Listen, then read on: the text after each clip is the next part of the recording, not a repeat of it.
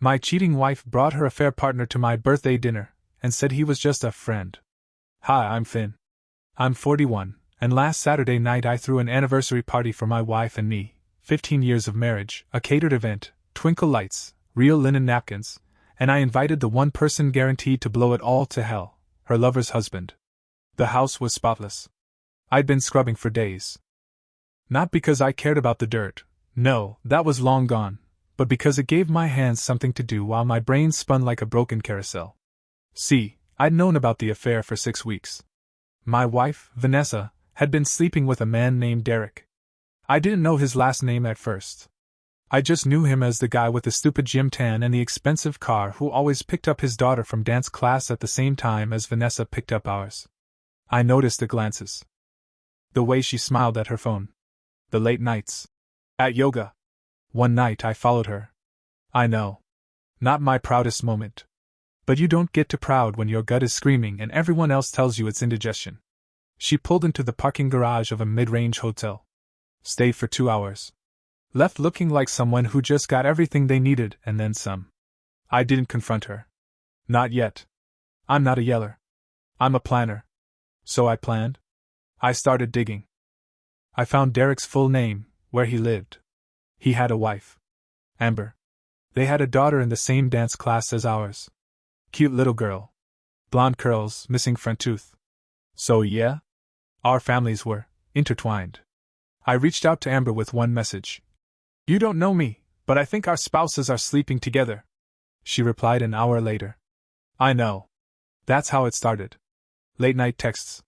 Venting. Piecing together timelines. I didn't expect to like her. But Amber was sharp. She didn't cry on the phone.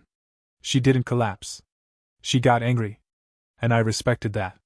After 2 weeks of phone calls and screenshots, we had a conversation I didn't expect to have. What if, she said, we make them pay? I wasn't sure what she meant. Until she said the words that gave me life. My anniversary is in a month. Yours is in 3 weeks. Let's give them the celebration they deserve. And here we are. Saturday night. The lights are low. The catered hors d'oeuvres are stacked like little edible pyramids. Vanessa's wearing a black cocktail dress. I bought it for her 2 years ago when things were still good, when I believed yoga meant stretching, not Derek. I'm standing by the champagne table, pretending I don't know she's been inside the guest bathroom for 10 minutes texting him. And I'm smiling. Because any minute now, Amber's going to walk through that front door. And she's bringing a +1. Her cheating husband. My wife's lover. Derek. Let the show begin. The doorbell rings like a starter pistol. I glance at Vanessa. She's fixing her lipstick in the hallway mirror, totally unaware that the bomb she's been sleeping with is about to walk into our home. Our marital home. The one with the mortgage she doesn't pay and the backyard I landscaped by hand while she was apparently too busy to help. Can you get that, babe? She says, still smoothing her hair. Of course. I say, and I mean it. I've been waiting for this moment all week. I open the door and there they are. Amber in a deep emerald dress that fits her like it was sewn onto her body by angels who wanted revenge. Derek next to her, wearing a too tight blazer and a face like someone dragged him here at gunpoint. Amber, I say warmly. You made it. Happy anniversary, she says, handing me a bottle of wine. This is Derek. I hold out my hand. Nice to finally meet you, man. Come in, make yourselves at home. I see the exact second Derek recognizes me. He pales, mouth opens like he wants to say something, but Amber nudges him forward, and now they're inside. Vanessa appears from the hallway. She stops dead. She sees Derek first. Then Amber.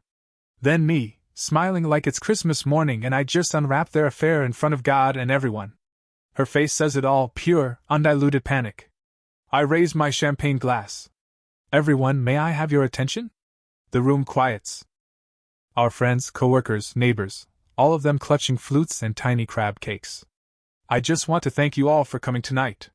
15 years of marriage is a big deal, and I couldn't have done it without my amazing wife. I turn to Vanessa. And her incredible support system. I gesture to Amber and Derek. Some of you may recognize Derek. He's been very close to Vanessa lately. Practically family. A few guests chuckle awkwardly. Amber steps up beside me, her voice sweet as frosting. And I'm just so glad Derek could be here tonight. I wasn't sure he'd make it.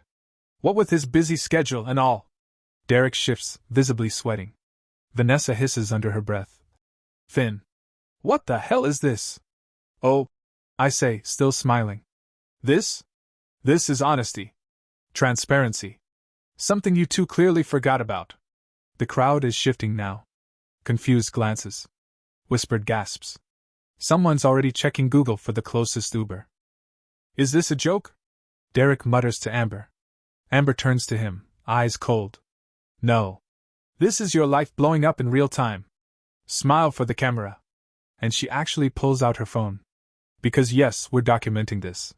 Vanessa grabs my arm, nails digging in. We can talk about this later. No, I say. We're doing it now. Happy anniversary, sweetheart. And then I toast. To betrayal. And down the champagne. Because the night's just getting started. There's a moment, right after my toast, when the room hangs suspended. No one moves. Vanessa's mouth is open like she's about to argue, explain, lie. Derek is sweating through his collar, looking like he wants to crawl out of his own skin and into a different zip code. Amber? Amber's glowing. Not smiling exactly, just composed. Calm. Like a woman who's finally holding the knife instead of being stabbed with it. Then the whispers start. Someone near the fireplace goes, "Oh my God!" A woman by the buffet grabs her husband's arm. The DJ, hired specifically for background ambience, abruptly cuts the track mid-instrumental. And Derek, bless him, finally cracks. All right. He snaps. What the hell is this? What are we doing here? He looks at Amber, then at me, then at Vanessa, like he just woke up in the middle of an active crime scene and can't remember pulling the trigger. You invited me here to humiliate me? He says to Amber. In front of strangers? Oh, don't flatter yourself. She says coolly. These are my friends. Finn's friends. The only stranger here is you. And Vanessa, of course. Vanessa steps forward, trying to regain control. Finn, this isn't the place. It's exactly the place. I cut in. Because when you sneak around in the dark, you forget how ugly things look in the light. Amber holds up her phone.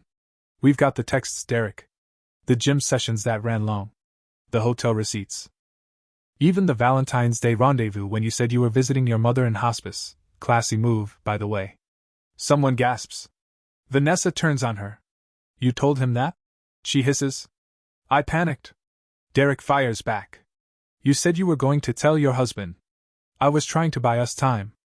I raise an eyebrow. So you were going to tell me, Ness? Before or after you broke up another family? Vanessa glares at me. You don't understand. No. I snap, loud enough to quiet the room again. You don't get to play the misunderstood wife now. You were bored. And you thought no one would notice. But I did. I noticed everything. Amber turns to the crowd, lifting her glass now. I just want to thank everyone for coming tonight. You all came here to celebrate 15 years of marriage. What you got instead was the unfiltered truth. Marriages can rot from the inside out, and sometimes the people we love most are the ones holding the matches. People are starting to leave.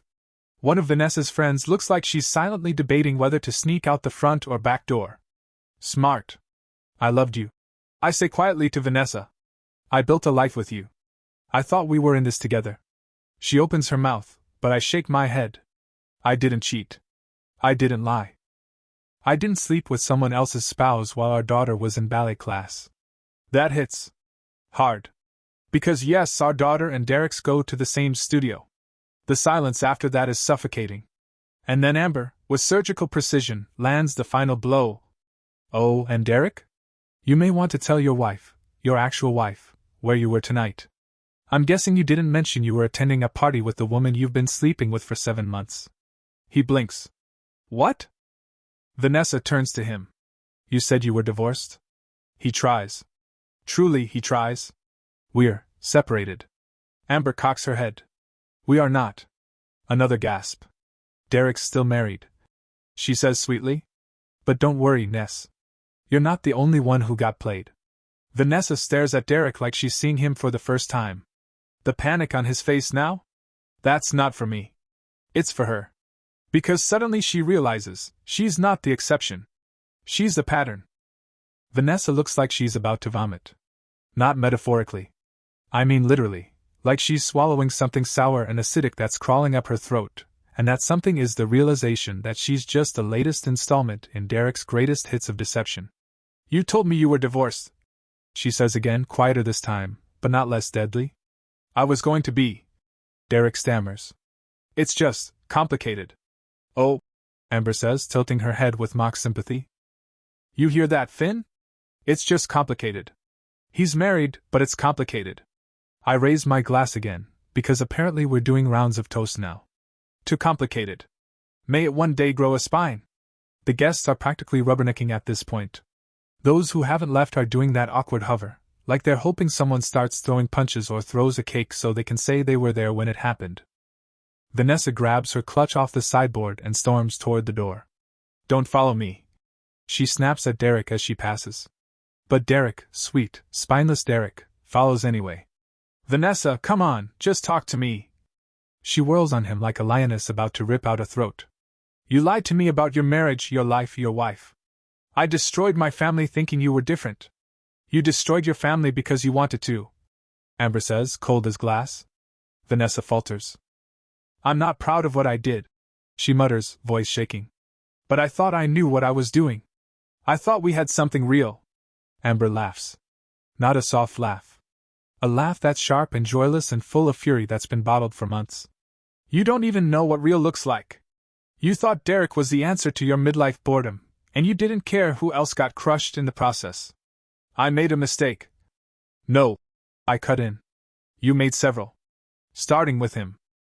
I nod toward Derek, who looks like he's rapidly reassessing every decision he's ever made, including coming to this party and possibly even learning to speak. Vanessa looks at me now, eyes wet, voice trembling. Do you hate me? I blink. The question knocks the wind out of me, not because it surprises me, but because for the first time tonight she's not angry. Not defensive. She's just small. Like the truth shrunk her down to the person she's been hiding from all this time. No, I say honestly. I don't hate you. Pause. I loved you. I wanted to grow old with you. I pictured us old and gray, arguing over grocery lists and laughing about how we met. But that's not who we are now. You broke it. And no amount of excuses or pretty dresses or spa weekends is going to fix it. She's crying now. I don't look away. Amber, standing beside me like an avenging angel in emerald silk, puts a hand on my arm. I think that's enough truth for one night, she says softly. She's right. We've made our point. We've exposed the liars, burned the illusions, and ripped the masks off their perfect little fantasy. Now all that's left is fallout. Derek's still standing in the hallway, useless as ever, looking like he just watched his stock portfolio burst into flames. Amber turns to him.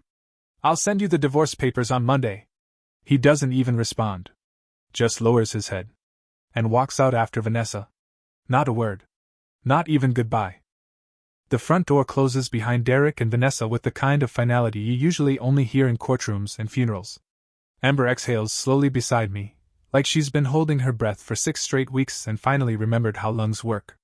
The room is mostly empty now. A few stragglers linger by the bar, half-heartedly pretending to make conversation while definitely listening for more explosions.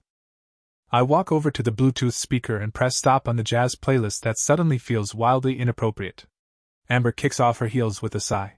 Well, that was effective. Thermonuclear, I say, grabbing a bottle of champagne that somehow survived the carnage. I pour 2 glasses. Hand her one. She raises hers. To closure. I tap my glass to hers. To controlled demolition. We drink. It's quiet now. The house feels hollow after all the noise. For the first time in months, I don't feel the heaviness of pretending. The weight of smiling through dinners, of kissing Vanessa goodnight, while knowing her lips weren't mine anymore. Amber walks into the dining room, past the half-eaten appetizers and untouched dessert table, and sits on the edge of the couch. I follow. So what happens now? She asks. I shrug. Now? I guess I clean up. File for divorce. Try to be a good dad. Hire a very expensive therapist to make sure my daughter doesn't grow up thinking this mess is her fault. Amber smiles, sad and warm at the same time. Lily, right? Yeah. Yours? Madison. 8 going on 45. I laugh. Same. Lily corrects my grammar now. told me I was being emotionally avoidant last week. I was like, where the hell did you hear that? Amber grins. Probably from the same podcast Madison plays while doing homework. I swear, these kids are smarter than us. We sit in silence for a bit, sipping champagne. Not in a rush. Not needing to fill the space. Just two people who were broken open and happened to land next to each other. Eventually, I ask, what made you reach out to me? Amber looks down at her glass, turning it in her hands. I found your picture on Vanessa's Instagram. You and your daughter. Looked like a real family. I thought maybe you deserved to know what she was doing behind your back. She looks up at me. And part of me hoped, selfishly, that you'd be the kind of man who wouldn't make excuses. Who'd be angry for the right reasons. I raise an eyebrow. And was I? She nods. Oh yeah? You delivered. We both smile. There's something about this moment, this quiet, post-explosion stillness, that makes me feel like I'm standing at the edge of a cliff. The worst part is over. But the drop is still terrifying. I don't know how to do this, I admit. Me neither, Amber says. But hey. We survived a double anniversary ambush. That's got to count for something. It does. It really does. The house is wrecked. Not in the wine spilled on the carpet way, but in the energy. That weird silence that follows a bomb going off, not actual noise, just that pressure that hangs in the air when too many things were said, and not enough people apologize for them. Amber helps me stack the leftover plates. We don't speak for a while. She finds a half-full tray of prosciutto-wrapped melon and snorts. This was supposed to be fancy, right? She says. I feel like nothing says emotional warfare like cured meat and fruit on sticks. You have no idea how much Pinterest I had to look at for that exact ratio. I grin. She smiles back, and there's this moment, just a flicker, where something almost starts to feel normal. Not like our normal. But like the kind of normal that comes after the dust settles and you start sweeping up what's left. We load up the dishwasher. Amber rinses a wine glass, hands it to me to dry. Do you think they'll stay together? She asks. I shrug. I mean, if they survive tonight, they kind of have to. Nothing says romantic commitment like shared public humiliation. Amber snorts. Right? I almost hope they do. Let them wake up to each other's morning breath for the next 10 years. Let them deal with the actual boring crap that comes after the affair. Like credit card bills. And clogged toilets. And explaining to two little girls why their parents torched everything they had. That quiet lands again. Because for all our snark, there's still that ache underneath. We're laughing to keep from screaming. Amber leans back against the counter, arms crossed. When I first found the messages, I thought I was going insane. Like actually losing it. He had me convinced it was all in my head. I nod. Vanessa told me I was paranoid. Said I had trust issues. Meanwhile, she was getting railed in a Holiday Inn off Route 14. Amber barks out a laugh. Jesus. Classy. Right. I couldn't even be mad about the cheating at first. I was mad about how low budget it was. We both laugh. Too loud, too long. And then we fall into a silence that feels warm somehow. I'm not used to this, she says finally. What? Cleaning up other people's messes? No. Someone actually staying. Someone sitting in the mess with me. I don't answer right away. But I feel it too. That strange comfort in knowing there's someone else whose life also fell apart on a random Tuesday morning and who didn't just survive. It turns out, they had a spreadsheet for it. I glance at her. Hey, Amber? Yeah? You didn't just clean up tonight. You detonated a whole empire of lies. That takes guts. She holds my gaze for a second, something unreadable behind her eyes. Yeah, she says softly. But it still hurts like hell. We sit on the floor of my kitchen, backs against the cabinet doors, the party long over, the truth hanging between us like a shared scar. Two strangers. Two survivors. And for the first time in a long time, I don't feel alone in it. It's just after 2 a.m. when Amber finally stands up from my kitchen floor, brushing cracker crumbs off her dress. I should go, she says, not moving toward the door. I nod, also not moving. Yeah. Probably. But we don't. Not right away. Instead, she picks up her shoes and walks around the kitchen barefoot, pausing to take one last look at the now silent house that just hosted the emotional equivalent of a car crash. Her heels dangle from 2 fingers. She looks tired. Beautiful, but tired in that deep, marrow-level way you get after pretending for too long. You know, she says, voice light. When I pictured my husband getting caught, it was never with hors d'oeuvres and a cheese fountain. I smirk. No one ever imagines the cheese fountain. She turns to face me. There's a new look in her eyes now, one I can't quite place. Softer, but guarded. Like she's letting the armor slip a little just to see if I notice. Do you regret it? She asks. Regret what? Tonight. All of it. I exhale slowly. I've been asking myself the same thing. No, I say. I regret trusting her for as long as I did. I regret letting her convince me I was crazy. But tonight? No. That was the first honest thing I've done in months. Amber nods. Same. She walks toward the door, and this time, I follow. When we reach it, she hesitates. You gonna be okay? She asks. I think so. You? I'm not sure. But I'm better than I was. She opens the door, but before stepping outside, she turns back to me. You know what the weirdest part is? She says. I don't even think I miss him. I miss who I thought he was. I miss who I was when I believed he loved me. That hits me right in the chest. Yeah, I say. I miss the version of us I thought was real. She smiles. Not big. Not dramatic. Just enough to say I get it. She steps outside. Then stops. I don't usually do this, she says, and there's a nervous edge now. But, if you ever want to grab coffee. Not like a date, just coffee. Conversation. I think we've earned that much. I blink. Then smile. Yeah. I'd like that. She nods once, quick, then turns and walks down the driveway, heels still dangling from her hand.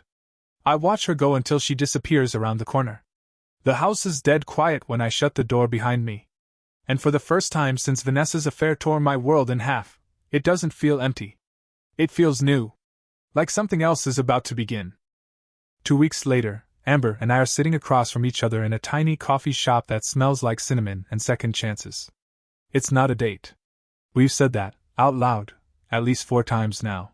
But we're both dressed like we thought about it. She's in jeans and a soft gray sweater, no makeup, hair pulled back, and still somehow she looks like the calm after a storm. I'm in something other than a wrinkled hoodie, which is honestly a personal victory. We talk like we have before, about lawyers and co-parenting schedules, about our daughters who are already asking if they can have sleepovers and matching backpacks for school next year. But then the conversation shifts. You know what she told me?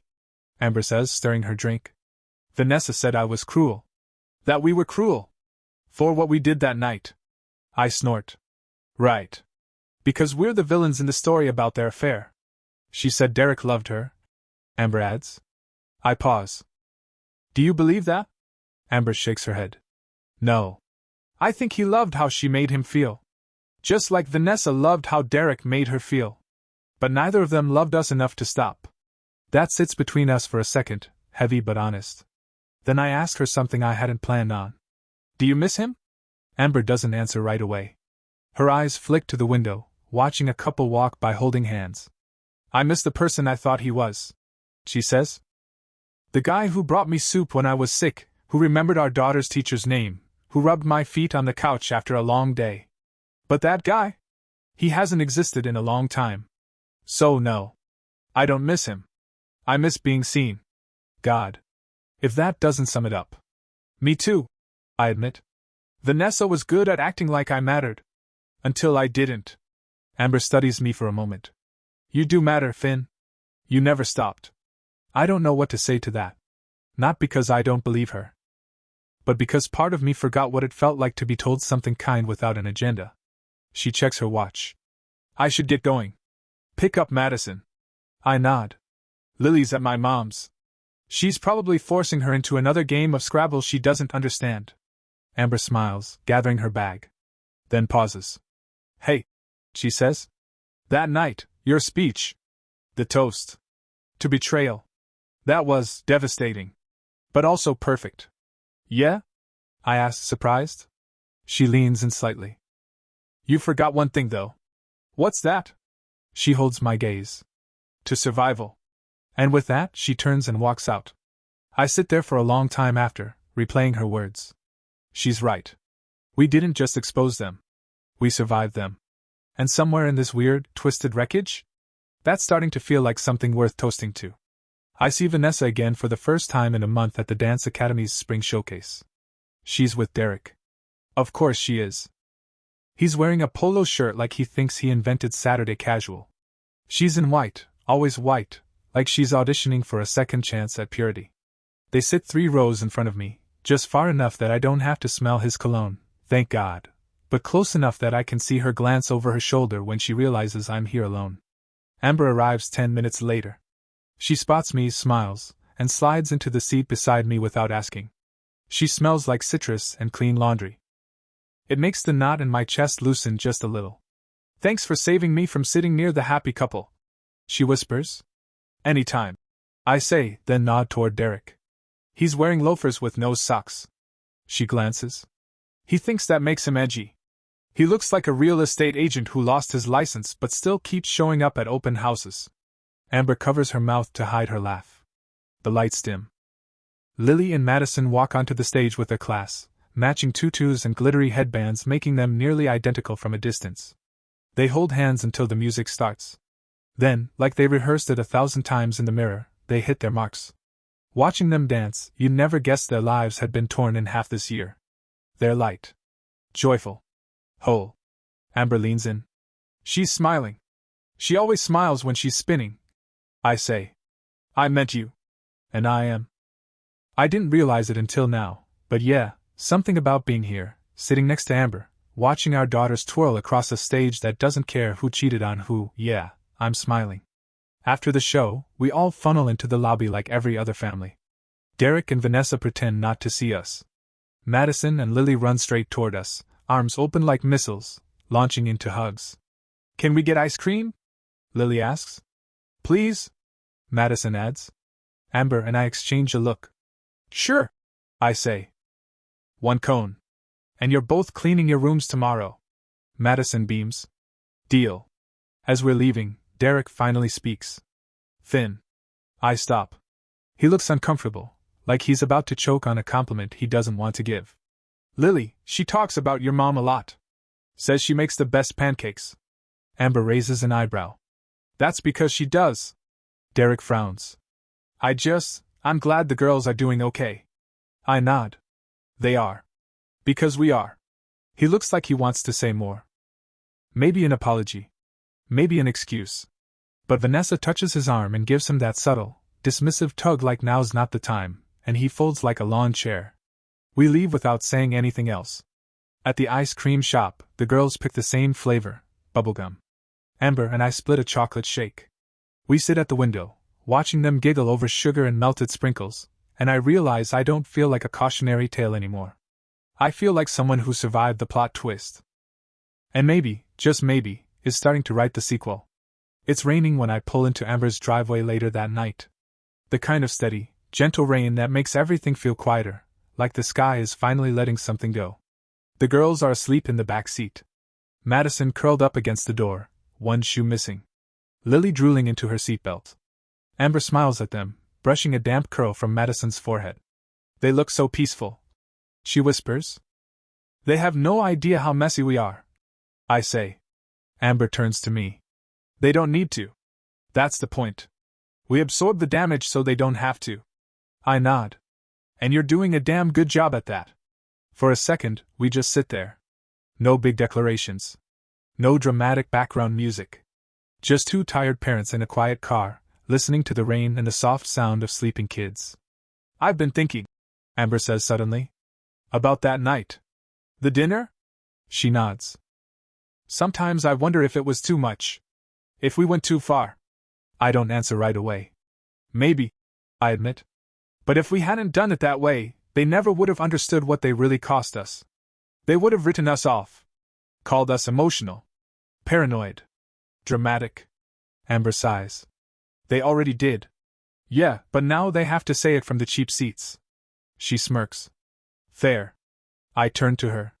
Would you do it differently if you had the chance? She doesn't answer for a long moment. Then, no. I'd do it exactly the same. Maybe I wouldn't have worn heels though. I laugh. She smiles. It's the real kind, not the one she used to wear like armor. Come inside, she says quietly. Just for a little. It's not a romantic invitation. Not a seductive one. It's simple. Human. The offer of dry clothes, maybe tea, maybe company. I look back at the girls. What about them? I'll carry Madison. You get Lily. She opens her door, and the dome light spills in. I watch her walk around the car to the other side, rain soaking into her hair, and something about the whole image just hits me in the chest. We're still in the wreckage. Still rebuilding. But we're doing it together now. And suddenly, that feels like enough. Amber's living room is warm in the way only a house with kids can be, blankets everywhere, unmatched socks peeking out from under the couch, a crayon drawing taped to the thermostat. We each carried a sleeping daughter in from the car. Madison is now tucked under a fleece unicorn blanket on the couch. Lily's curled up in an oversized armchair with her face buried in a throw pillow that says Mom Fuel in glittery gold. Amber moves through the space like it's muscle memory, her hands steady, her touch gentle. She disappears into the kitchen and returns with 2 mugs of tea, handing me one like we've done this 1,000 times. We haven't. But it doesn't feel new anymore either. We sit. Not too close. Not far. That perfect middle space where something real might be growing. I talked to my lawyer this week, she says, wrapping both hands around her mug. The papers are finalized. He signed. I nod. That's good. Yeah. It is. But it still felt like a funeral. I get that. Even after everything. The lies, the cheating, the gaslighting, I still grieved it. The marriage. The version of my life I thought I had. I stare into my mug. Same. Signing my divorce papers felt like setting fire to a house I built with my bare hands. Even if it was infested. She laughs softly. That's morbid. Honest, though. Another silence. A comfortable one. Then she says, Do you ever wonder what would have happened if we hadn't met? I glance over. All the time. Not in the dramatic soulmates way. She adds quickly. Just, in the practical sense. If we hadn't exposed them together. If we'd handled it quietly. Separately. I think about that for a moment. I think I would have gone numb. I say finally. Just faded into the routine. Co-parented. Moved on. Maybe dated again, but never really trusted anyone enough to let them in. Amber looks at me. Same. I sip my tea. It's too hot, but I don't care. The warmth is good. Grounding. I didn't just lose my marriage, she says. I lost my sense of marriage. What it's supposed to mean. The safety. The reliability. And now? I ask. She doesn't answer right away. Then she tilts her head slightly. I'm not sure I believe in forever anymore. Yeah, I say. But I think I believe in for now. In real. In people who show up when it's messy. She smiles. This time it reaches her eyes. You're good at this, she says. At what? Making people feel like they're not broken beyond repair. I set my mug down. That's because I know what it feels like to be left in pieces. Her eyes drop to my hands. Then she reaches over and takes one. Just holds it. And in that one quiet, steady moment, I feel more connection than I did in 15 years of marriage. Not passion. Not lust. Something better. Recognition. It's almost midnight by the time I leave Amber's house. The girls are still asleep, blissfully unaware that their parents sat 20 feet away quietly reassembling themselves from the wreckage of 2 imploded marriages. Amber walks me to the door. No big scene, no dramatic goodbye. Just her standing there in socked feet and a hoodie she probably stole from an ex, with that look, tired but open. I'm glad you came, she says. I'm glad you let me. She hesitates, then asks it. Are you scared? I don't have to ask what she means. I just nod. Every second. She exhales like she was holding that same answer in her own chest. Me too. We both glance toward the hallway where Madison and Lily are sleeping. She crosses her arms, suddenly unsure again. I keep thinking about them, she says. Like, what are we even modeling for them? We're a mess. Their lives are split between houses now. Every week there's a new schedule, a missed drop-off, a text from someone's lawyer. What does that teach them? I think for a second. Then, it teaches them that love doesn't mean staying when it's wrong. That strength isn't silence.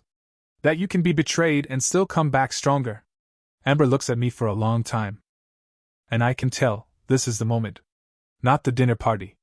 Not the texts or lawyers or custody meetings. This is where the real healing starts. Not with yelling. Not with revenge. But with telling the truth. Out loud. And being heard. She steps forward. Not fast, not impulsive. Just one honest move. I meet her halfway. And she hugs me. That's it. Not sexy. Not steamy. Just warm. And safe. Her head tucks under my chin like it fits there. Her hands are cool against my back. And mine don't want to let go. But eventually we do. Text me when you get home, she says softly. I will. I leave. I drive home. The city is asleep, the streets wet with earlier rain, the world quiet for once. When I walk into my apartment, I don't feel the ache I used to feel every time I open that door. The one that whispered, "This is what she left you for." Tonight, I only hear my own footsteps. And the faint buzz of a text. Amber, you made it? Me home safe. Amber, good. Sleep well, Finn. I stare at the screen. Then I type, you too. You're doing a good job. The 3 dots appear. Then disappear. Then, so are you. And maybe that's all we need right now. No vows. No labels. No pressure. Just 2 people, scarred but surviving. Willing to believe in something again. Even if it's just a possibility. It's a Saturday when I run into Vanessa at the grocery store. Because of course it is.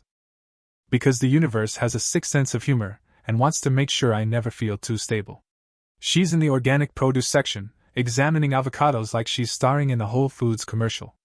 I almost turn around, almost fake a phone call and backpedal straight to the cereal aisle, but she sees me before I can escape. Finn, she says, surprised. She says it like it's not weird. Like it's not awkward. Like she didn't nuke our marriage from the inside and then call it complicated. I give her a polite nod. Vanessa. We stand there for a beat too long. She looks different. Not in a bad way. Just smaller somehow. Like the shine has worn off. Or maybe I'm just seeing her clearly for the first time. How's Lily? She asks. She's good. You? I'm okay. Another pause. I nod toward her cart. Stocking up for a romantic night of kale? She smiles, but it doesn't reach her eyes. No. Just trying to eat better. We both know that's not what we're really talking about. I wait. I can tell she wants to say something. And sure enough, she finally goes for it. Is it true? About you and Amber? There it is. I don't flinch. Yes. She nods slowly. Wow. Why does that surprise you? I guess I just didn't think she'd ever. I mean, after everything. I raise an eyebrow. After everything you and Derek did, you mean? She winces. I didn't mean it like that. Then how did you mean it? She opens her mouth. Closes it. Tries again. I just thought maybe it was a trauma bond. You know? Shared anger. Shared pain. People cling to each other when everything falls apart. I tilt my head, studying her. You think that's all we are? 2 sad people trauma bonding over coffee and custody schedules? I don't know. Maybe. It's just fast, that's all. My jaw tightens. Vanessa, you moved in with Derek 3 weeks after the divorce was final. You don't get to comment on our timeline. She blushes, caught. That's different. Sure. I say. Everything always is, with you. She shifts uncomfortably, glancing at the cart, the door, anywhere but my face. I didn't come here to argue. Then maybe don't start the conversation with judgment disguised as concern. That stings. I see it land. But she doesn't deny it. Instead, she looks down, voice smaller now. I'm sorry, Finn. For all of it. That's the first time she said it.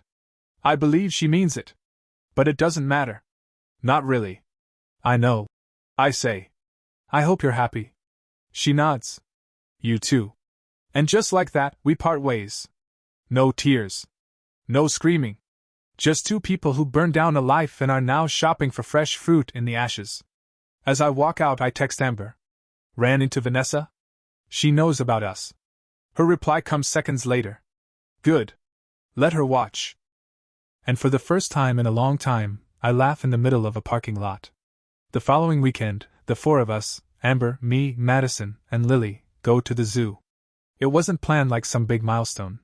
It started with Amber texting, Madison won a school raffle for 4 free zoo passes. You in?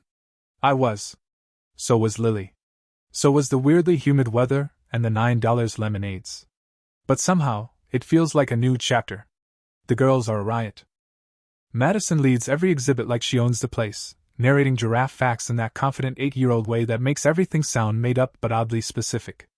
Lily's more reserved, quieter, sticking close to me at first, but by the time we hit the otter habitat, she and Madison are linking arms and plotting to sneak a penguin home in a backpack. Amber and I trail behind, watching them. Her hand brushes mine once. Then again. I take it. She looks over, a question in her eyes. Not a dramatic one. Just a quiet, steady "are we doing this?" I squeeze her hand. Yeah. We sit on a shaded bench while the girls devour ice cream sandwiches. Amber watches Madison smear chocolate across her face and smiles like she's never seen anything so perfect. Remember when we thought this would wreck them? She says. Yeah. I nod. They're doing better than we are most days. I think they're doing better because we didn't fake it, she says. We didn't pretend everything was fine. We showed them what it looks like to fall apart, and then stand back up. I glance over at her. You really think we're standing again? I think we're getting there. Just then, Madison calls out. Can we get matching stuffed animals? Please? Lily adds. Like friendship penguins. Amber laughs. How do you say no to friendship penguins? I pull out my wallet. You don't. It's a line item in the co-parenting budget. They race off toward the gift shop. Amber turns to me, serious now. You know we'll have to deal with them eventually, right? Vanessa and Derek? She nods. When this gets more real. When the girls start telling stories. When they find out we're, whatever this is. I sigh. They'll lose it. Amber's eyes don't flinch. Let them. I study her for a long moment. She doesn't say it with bravado. She says it like a woman who's already survived her worst day and isn't interested in playing small ever again. The girls come back holding identical penguins, grinning like lunatics. Look! Madison yells. This one's named Avalanche. Lily adds. Mine's Mr. Freeze. Amber laughs. Clearly they're destined for great things. And just like that, we're moving again. Not fast. Not foolish. But forward. Together. 3 months pass. No drama. No explosions. Just the quiet work of rebuilding. Amber and I still keep things slow. The girls know we're friends.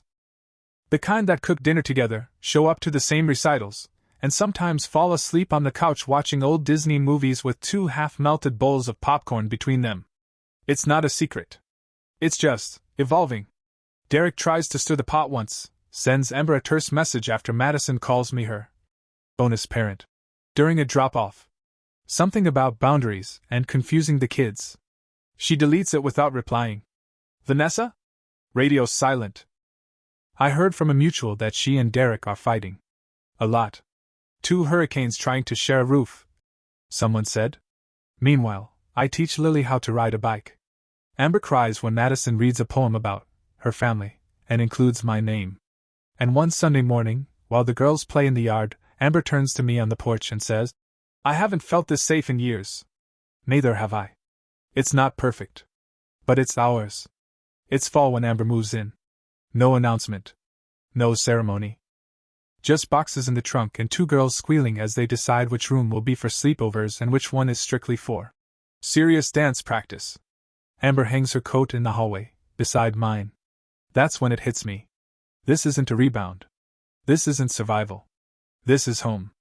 I watch her unpack a photo of Madison and Lily at the zoo, holding those ridiculous penguins, and I realize, we've built something from the rubble. Something honest. Something earned. Later that night, we sit on the porch again. 2 mugs of cider. 2 sleeping kids upstairs. No need for words. But I say them anyway. I love you. She doesn't flinch. She just says, I know. I love you too. We sit there a little longer, listening to whine through the trees. No lies. No pretending. Just the truth. And each other.